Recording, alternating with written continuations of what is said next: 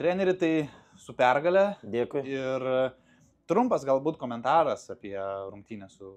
Rungtynės tikrai nebuvo lengvas, bet vaikinai šaunuoliai susikūpė ir parodėm savo jėgą, kaip galima sakyti taip, ir toliau viskas mūsų rankose.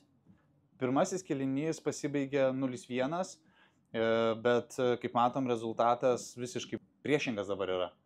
Tai kas pasikeitė po antro? Ir pirmą kėlinį, tai Britai labai provokavo žaidėjus, daug šnekėjo su jais ir mūsų pasidavė tam provokacijam žaidėjai, dėl to toksai buvo sunkus kėlinys, bet pertraukos metu visus nuraminom, paaiškinom, kaip reikia žaisti, nes visi tikrai puikiai žino, kaip mes turim žaisti ir jie nusiramino, nebekreipė dėmesio į Britų visas provokacijas ir gerai labai sužaidė antrą kėlinį, kas lėmė mūsų pergalę.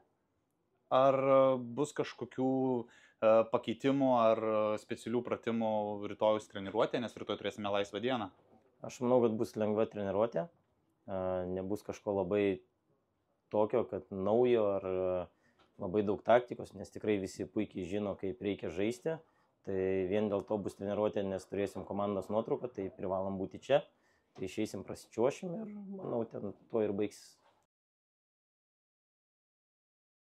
Dovydai, tai su labai reikalinga pergalė ir gal galėtum trumpai pasidalinti savo komentarų, kaip sekėsi šiandien žaisti su Didžiosios Britanijos bendraamžiais. Visų pirma, aš norėčiau padėkoti komandai už labai geras ir intensyvias varžybas. Mes, kai gavome pirmą įvartį, čia toks buvo wake up call. Ir mes iš karto po to įvarčio atsibūdome ir gerai sužaidėme varžybas, intensyviai. Ir dabar mes rytoj turėsime laisvą dieną. Išvažiuosime su komanda į miestą, gerai pailsėsime ir pasiruošime ketvirtadienio varžybom prieš Rumuniją. Ačiū.